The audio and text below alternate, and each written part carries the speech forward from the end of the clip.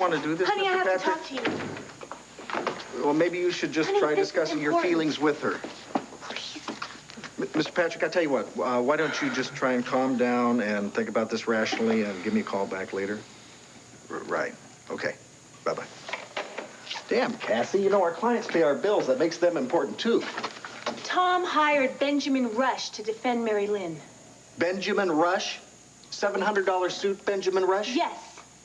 Oh, I thought Tom had better sense than that. Well, he also fired him. Rush wanted Mary Lynn to plead guilty to manslaughter, go to prison for a couple years, and then get on with her life as if nothing happened. Can you believe that? Yeah, knowing good old Benji, I can believe it. He and Donald Lamar are old friends. The idea of accusing Donald of trying to rape Lee must have given him nightmares. And besides that, there's a lot of lawyers who won't want to go head-to-head with Donald. Oh, great. So Mary Lynn will end up with some third-rate lawyer who won't be smart enough to keep her from getting railroaded into prison. Sweetheart, I'm sure that Tom will be able to find an attorney who's as convinced of her innocence as you are, and one that's able to successfully defend her. I have checked every good attorney in town, John, and there's only one person that I trust with Mary Lynn's life. You. Oh, you really put the fear of God into that shipping agent. It's the only language they understand. Well, I don't think he would have taken it from me.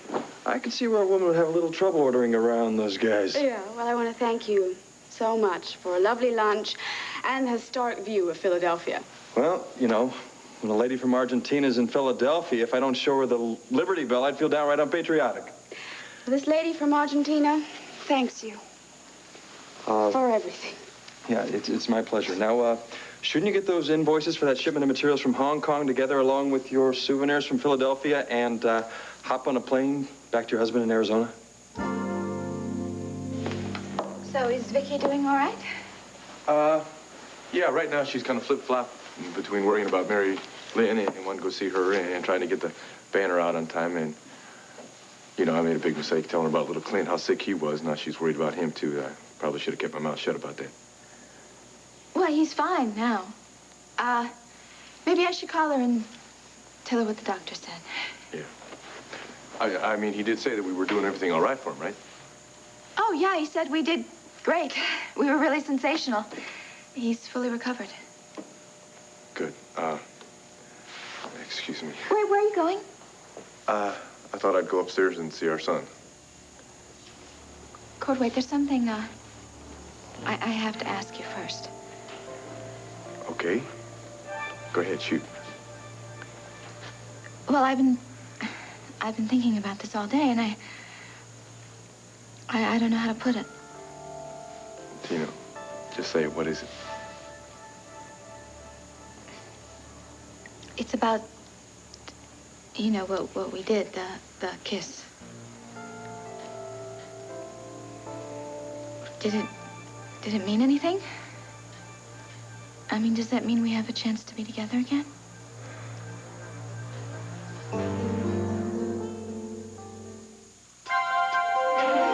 Here's what to do when you don't find the right. Well, you know, that kiss was almost, well, it was almost just like our first kiss, and I know, Cord, I know you were feeling the same things that I was feeling. It's just that I've been afraid to ask Look, about Tina, it. And afraid... that number that I was doing on you, maybe I was doing one on myself as well. You know, I kept telling myself over and over again that the best thing for everybody concerned is if I just go on being little Clint's father, and that's it. And all the while, I was telling you that you should be honest with yourself and with everybody else. And I think maybe I was the one who wasn't being very honest with myself. Or you. Girl, everything goes so fast for us, you know that? Yeah, Tina, that kiss was for real. Well, you know, we've just been through this crisis over the baby. Maybe, Yeah, the we were... baby had a lot to do with us getting together, Tina. But it's deeper than that. And as hard as I tried to convince myself that you were going to have a good, solid, steady, loving life with Max, girl, I just just never stopped loving you. Oh, Cord. You don't know how I've wanted to hear that, Cord. I have dreamed. Wait, okay? Because loving you and you loving me, that's just not enough. Well, of course it No, is. Tina, it's not, because we have caused each other so much pain and so much grief in the past. That's all my fault. It is. It was because before I didn't want to lose you so bad. Cord, I made all these big mistakes. I'm so sorry for them, but I'm a whole new person now. I mean, you said that yourself, that I've learned from my mistakes. Yeah, you have, Tina, and I am so proud of you because of that. What, and you're afraid I'm just going to turn back into my old self, Cord? No, I mean, and I know I made a big mistake with Sarah just recently and everything, but I've learned from that, too. Yeah, you did make a big mistake, Tina. No, and I'm not saying that I'm Mr. Perfect here, because Lord knows I'm not. It's just that, Tina, it's not just me and you anymore. I mean, before, it was us, and if somebody got hurt when we were two adults and we could take care of ourselves. But now there's a little child involved, right? And if I did anything to ever hurt him in any way, I wouldn't be able to live with myself. Cord, I mean, after all the hell I went through trying to find that baby and thinking I'd never see him again or hold him, do you honestly think I could ever do anything to hurt him? No, Tina. Not deliberately. Neither one of us would do anything to hurt him. So what, you just don't trust me? Is that it? Or is the pain too much that you just can't forgive and forget? Oh, Tina, no. Why don't we just try to take this nice and slow, all right? And maybe that way we're going to make this whole thing work. Oh, we are going to make it work, of course. But you're right. We're going to move real slow. Yeah. Real slow. We're not going to make any big commitments or anything like that. I mean, we're a little older. Yeah. A little wiser, I hope. Yeah. And we're going to be much more mature. Mm-hmm. And cautious. Right. Cautious. That's what I was thinking. Oh, Tina. What's the matter? I don't know where to start with this thing. I mean, we're far past the courtship stage, if you know what I mean, Tina. Well, you know, you have my permission to court me anytime you want. Oh, you mean like with the flowers and the presents and that whole thing again, right? Yeah, but, you know, I already have the best present in the whole world, and that's our son. But that doesn't mean I'd turn down any furs or jewelry or real estate or sports cars. Right. Why don't we settle for a quick walk in the park with our son first? Okay? Well, if we can ride the merry-go-round, it's a deal. Let's go ride that merry-go-round.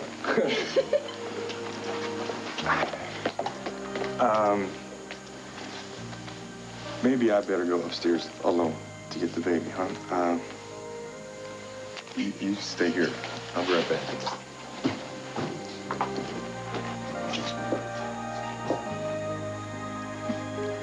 I've already missed the flight this afternoon, so I might as well stay till tomorrow. And you have been such a help with my problems. The least I can do is help you with yours. Gabrielle, I can take care of myself, all right? Okay, it's going to take me a long time to get over losing Tina, but canceling the wedding was my choice, and I know it was the right one.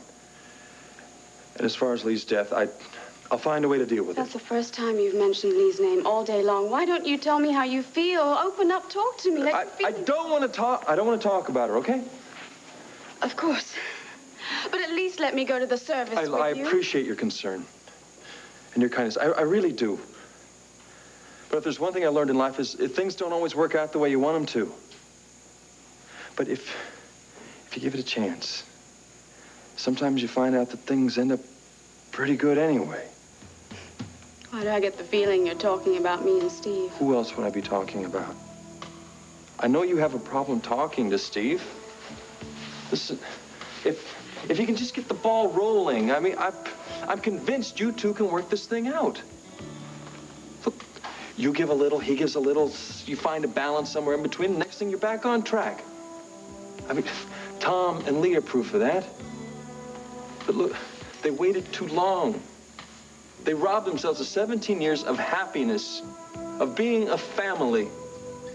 And now...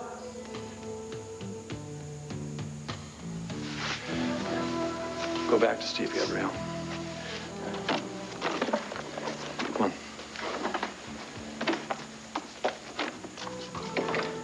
Give your marriage a chance.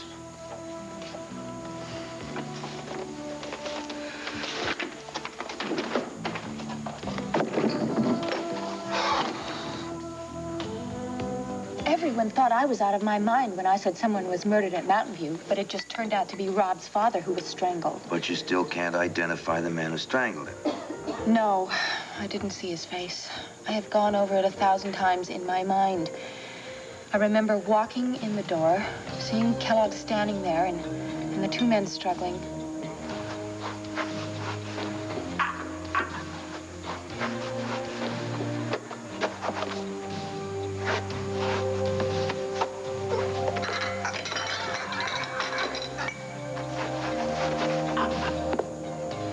I'm sorry, Rob. I know this must be painful for you. So what you have here is a man in snakeskin shoes, strangling someone who turned out to be Alex Crown, whose face you didn't see, whom you can't identify, strangling someone who turned out to be Alex Crown. All right, what about the fact that Donald was in the television studio when they showed that tape of the murder that was supposed to drive me right over the edge and almost did? Lamar was also at Mountain View when Kellogg tried to kill Melinda. That could also be coincidence. But you don't believe that, do you? I mean, you've got the same questions and ideas about this guy as we do. Rob, his proximity to disaster disturbs me. Yes, that's true, but it does not constitute proof that he's involved in murder. All right. I think I have proof. What kind of proof? Remember when I went up to Mountain View to snoop around and get evidence against Kellogg? Yes, Kellogg tried to kill you. Well, before he threw the switch, Donald Lamar bursts in and they have a big fight. I know that. He saved your life. No, Donald Lamar deliberately killed Dr. Kellogg. Melinda, Kellogg's death was an accident. That's what Donald wants everyone to think. But Donald knew exactly what he was doing when he pushed Kellogg into that machine. He was trying to protect himself because Kellogg threatened to reveal that Donald was the one who forced him to kill Alex Crown. That's a very serious accusation. I know it, but it's the truth. Now, remember when I was coming back into consciousness, Donald kept saying, "Do you remember anything? Do you remember anything?" Well, I didn't then because of the electroshock treatment, but the other day it all came back to me. The conversation between Lamar and Kellogg saying that Lamar was the mastermind behind Alex Crown's murder. And you want to know something? Donald never once denied it.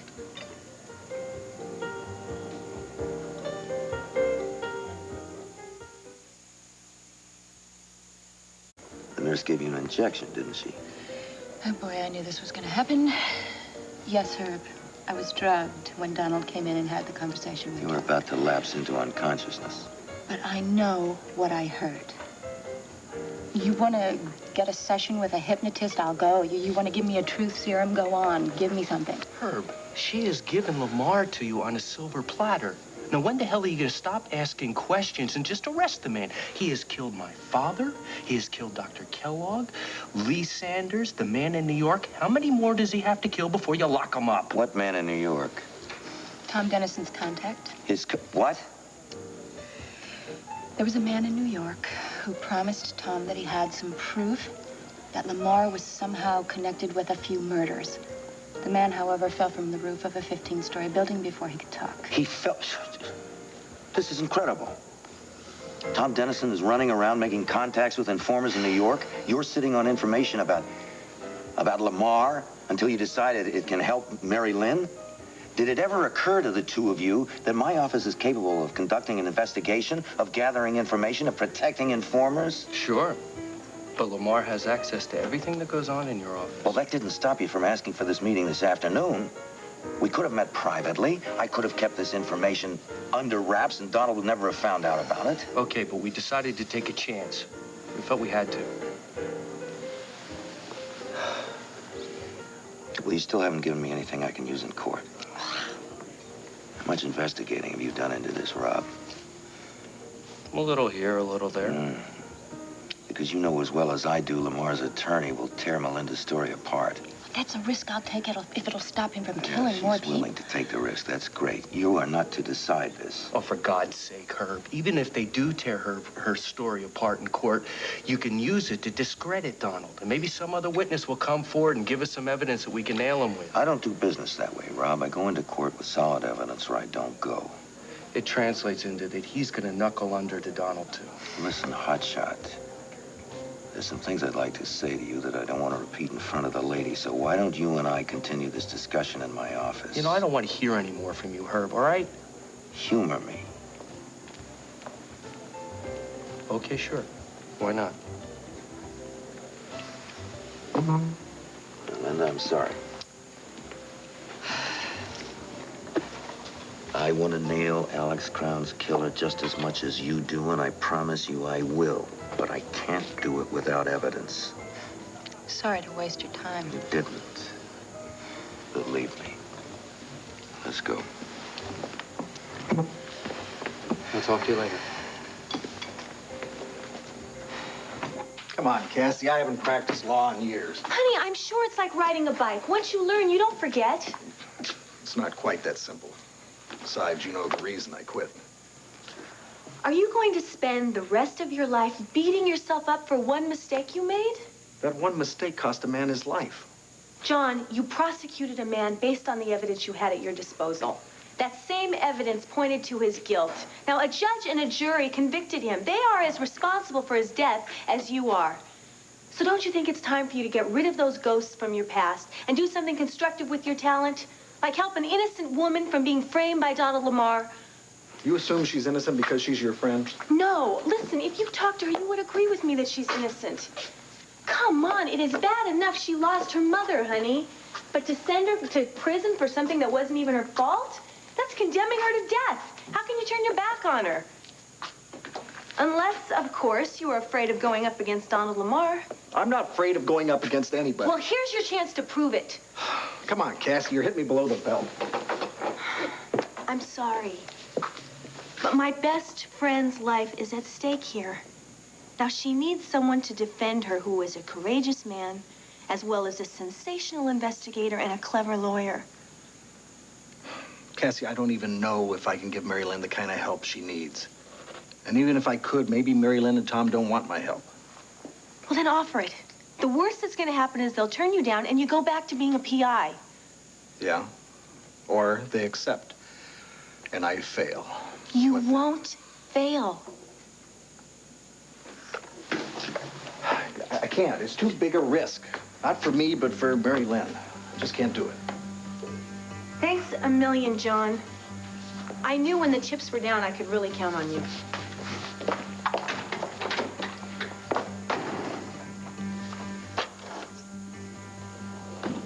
Tina. Oh, Gabrielle, I was going to call you later. When'd you get back from Philadelphia? Oh, a little while ago. How's Max? I mean, I know how close he was to Lee. He must be devastated. Yeah, he's very upset, but covering as usual. What do you think I should call him? Maybe that would make things worse, huh?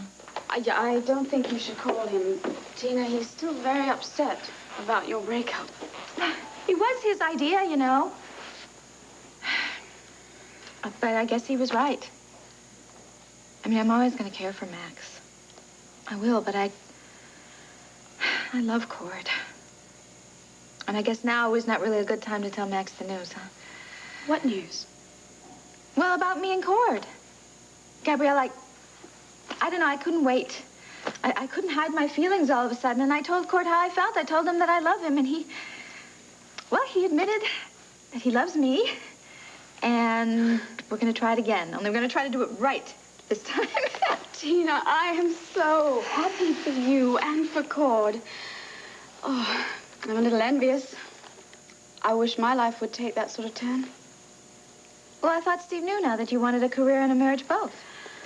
Yeah, that's only one part of our problems. Oh. Well, you know what I've learned? I mean, you're never going to be really happy until you're honest with everybody. And especially the man you love.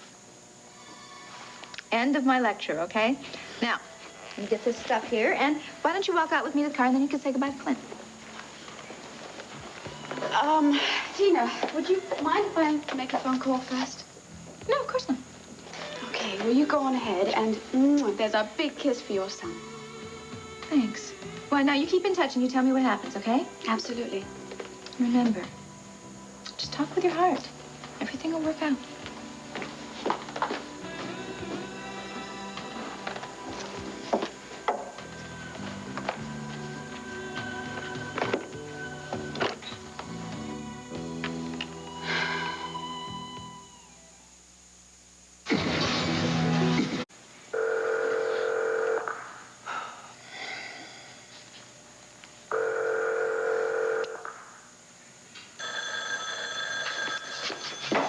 Yeah, hello.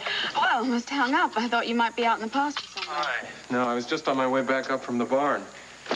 Where are you? Lambview. How are things there? Okay. Did you settle that issue with the fabric shipment? Yes, I have a guarantee that it will be there in Arizona. Great, great. So what time does your plane land? I'll come to the airport and meet you.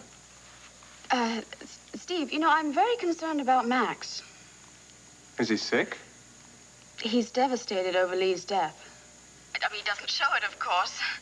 But with everything that's happened with Tina and now this, I really don't think he should be alone. Well, sweetheart, Max is a big boy. He can take care of himself.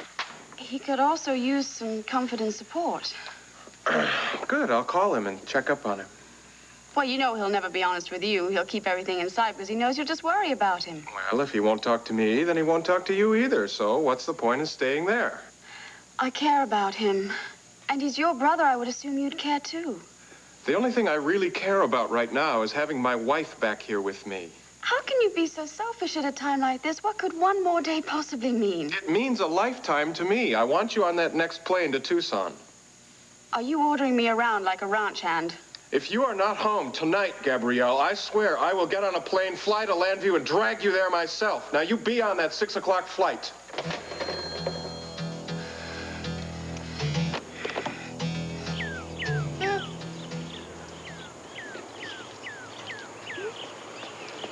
Oh, honey, let's pick some flowers for Vicky. It would cheer her up. Yeah, well, I don't know if it would cheer her up if she had to bail us out of jail, Tina. What? Oh, that's silly old law. I forgot all about that. I guess I'm just too happy to think about much of anything. Well, I guess it's a good thing that Daddy's doing the driving, isn't it, huh? Yeah, with a big silly grin on his face, too. Springtime does that to me. How about you, Clint? You like that? You like Would you mind springtime? very much if I looked at your baby? No, not at all. Come on, Clint. Why don't you say hello to the nice lady? Hi there, Clint. Hi. Oh, you are a darling. Oh, he is, isn't he? He's at his best right now, though, because he just got up from a nap. Oh, I'll bet he's no trouble at all, is he? Not so far. No. Do you have children? No. Oh, I'm sorry. I didn't mean to pry or anything. Oh. It's just that you relate so well to him. Yeah. Well, I'd love to have kids, lots of them, but I don't think it's in the cards for me. Oh. Oh, I'm so sorry. But you know what? There's this real interesting program on WVLE right now about infertility. Oh, no. That's not the problem. I just got divorced. It was final today. Oh, I'm very sorry about that. Yeah, well, being a happy couple like you and your wife kind of restores my faith in the institution of marriage. I guess I just wasn't lucky enough to find the right man. Oh, you will, honey. Don't give up. I found him, and so will you, and you will have lots of kids. I feel it. Yeah, thanks for the vote of confidence. Count your blessings, darling. You've got lovely parents. Good luck. Thank you, you too. Oh, honey, it was not so long ago I was just like her. I was hopeless and depressed. And I should count my blessings, because you know what? I have two of the most important best things on earth. I have our son, and I have you.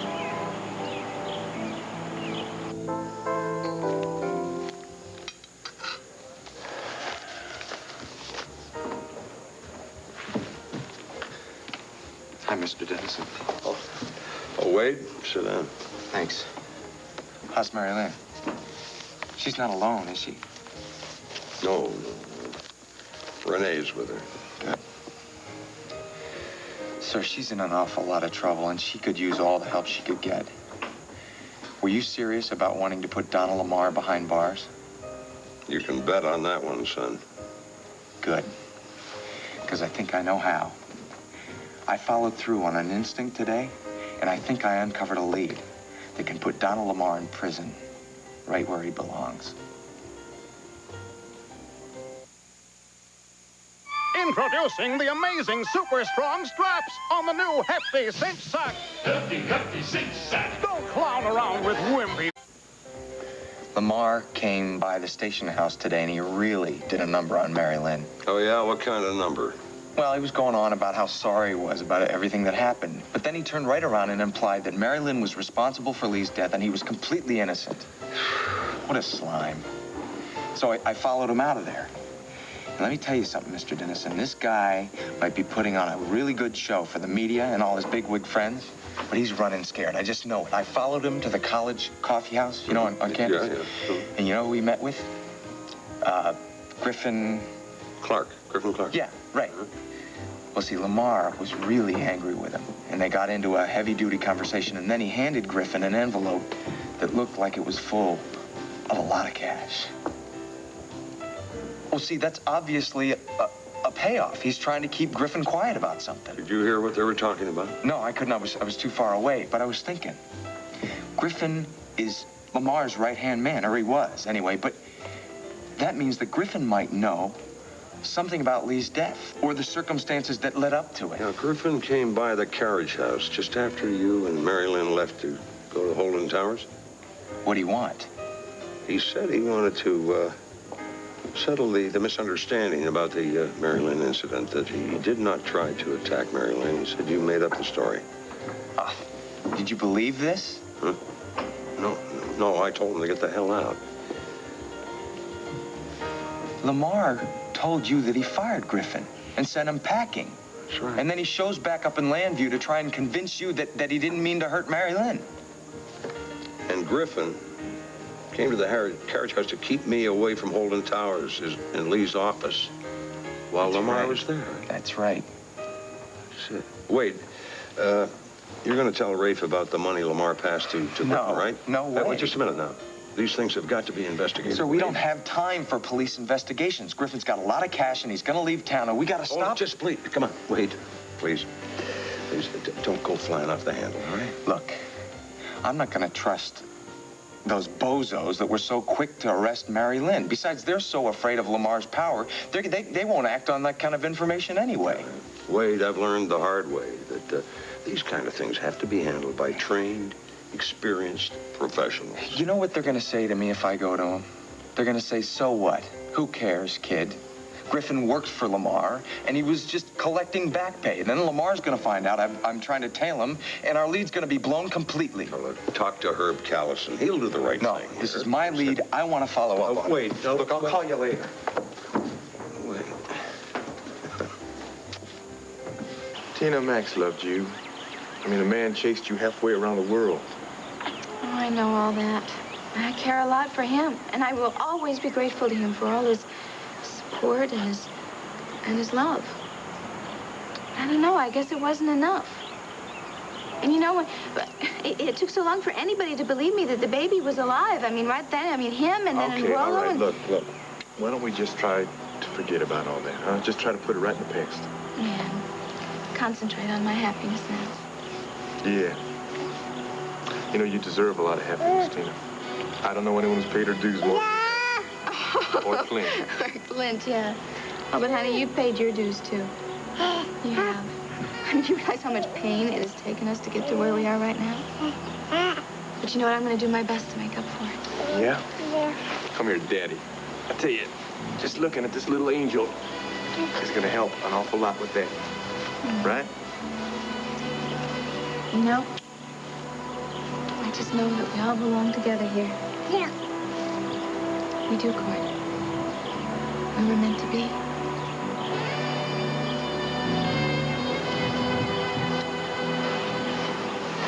I can't find it here. And look, somebody's at the door. As soon as I've got it, I'll get back to you.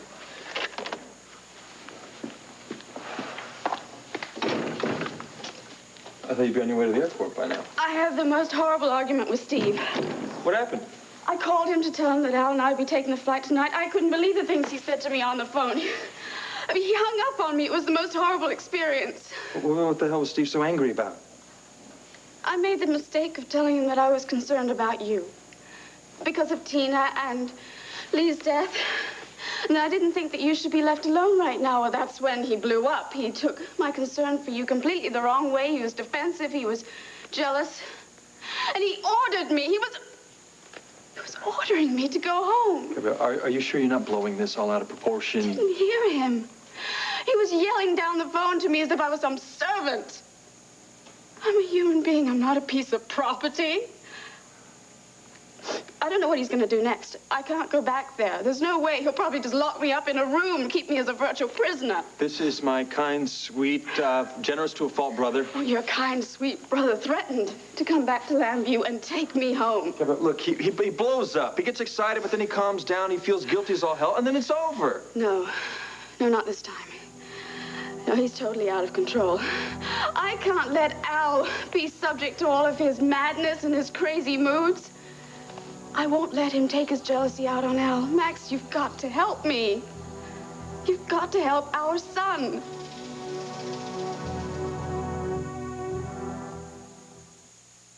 Opera Fresh case history 75. I don't know much about fluoride, but I do know that I've never had a cavity in my whole life. I'm not an expert on plaque either, but my dentist says that my gums are healthy. I've been brushing with Aquafresh. Max, I'm really sorry to pour my problems onto you, but I'm truly frightened. No, okay. It's okay. Look, sit down. I'll call down for some coffee. I'm gonna call Steve. I'm gonna straighten this out. No, don't do that. He'll know that I came straight to you. It'll only make his jealousy even worse. I'll tell a little lie.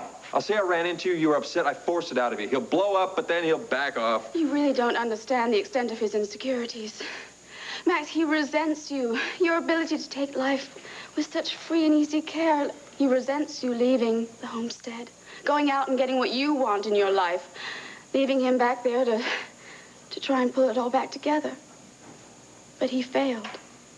And you succeeded at everything you tried to do. And he resents your relationship with me. Oh, no, you're wrong. You're wrong. I was. He sees how happy we are together, how relaxed, and how we share the love and pride of our son. That's something he can never share. And he doesn't want us to either. Gabrielle, we had a brief affair which produced a son. Steve knew that before he married you, and he accepted that as part of our past. Al is a constant reminder of our past. I'm not going to deny that I have had some very strong feelings for you. Steve probably thinks that I married you on the rebound to cover up my love for you, and then when he saw that that wasn't possible. Gabrielle, look, you married Steve because you loved him, not me. Now, sure, we got a special relationship because of Al, but it's not something Steve can't deal with. If you would just go back to Arizona and talk this over with Steve, I'm sure you both would realize how much you love each other.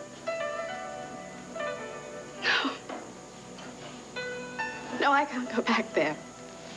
I need more time.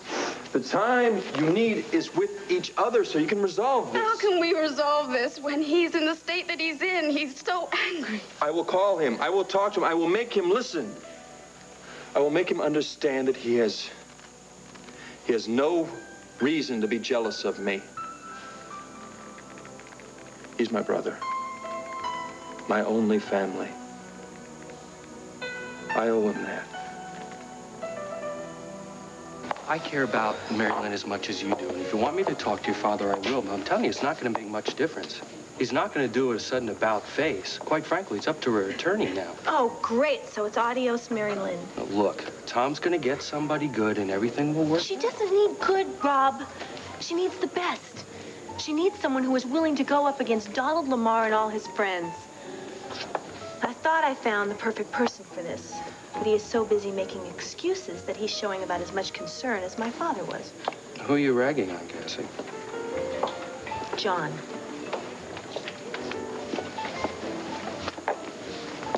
Here you go. Thanks. Well, he would be perfect. He used to be a prosecutor, so he would know what's going on in my dad's mind, be able to plan a counter strategy. He also believes in Mary Lynn's innocence, and he's not afraid of anyone. But what's the point of being perfect if you're not going to get involved? Why are you looking at me that way? You didn't even know he was a lawyer until I showed you that newspaper article to read. Does this have a point? You don't care that he lied to you, do you? That he kept a whole part of his life secret from you and kept telling you that he loved you. I told you, once he gave me an explanation, And begged you for understanding, and you said, sure, John, what the hell?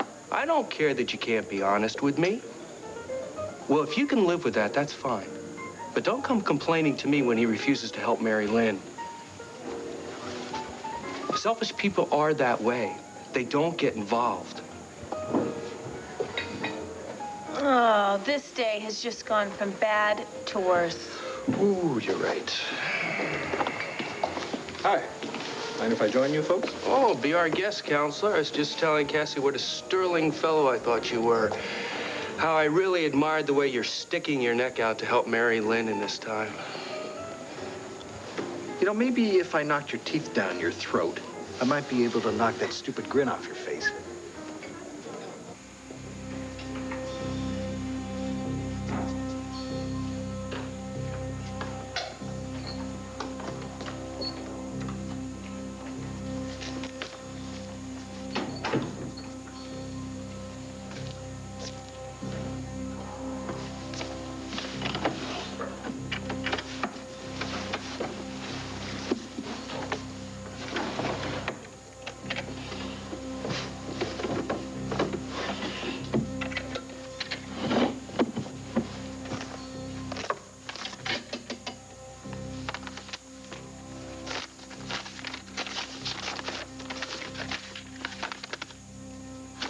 Sydney, Australia.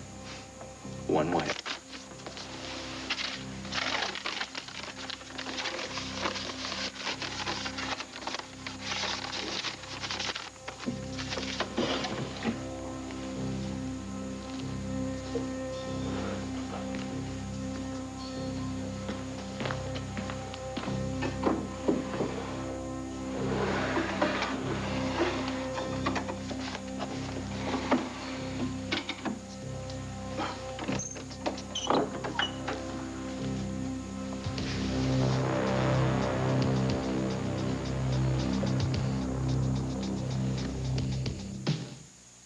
Nothing says good.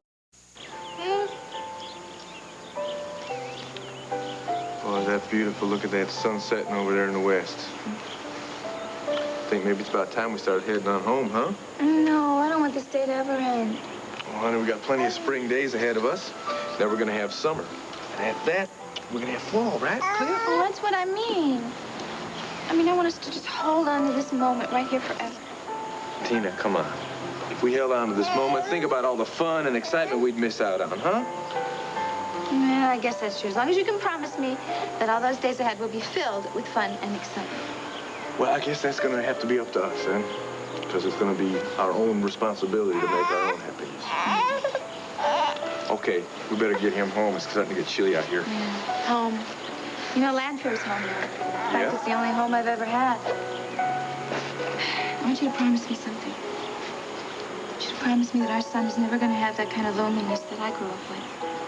That he's always going to have the love of both of his parents. That they're going to be with him and take care of him together. Promise?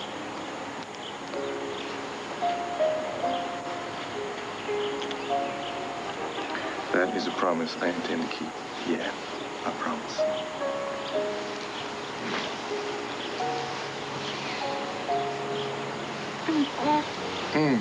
What's the matter? Isn't kissing part of this courtship?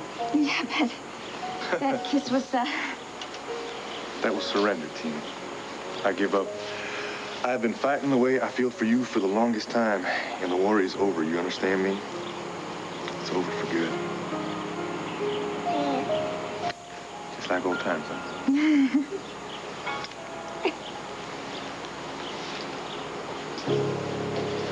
You ready to go home? Get the stuff out there in space. You sure talk big for a guy who can't put his money where his mouth is.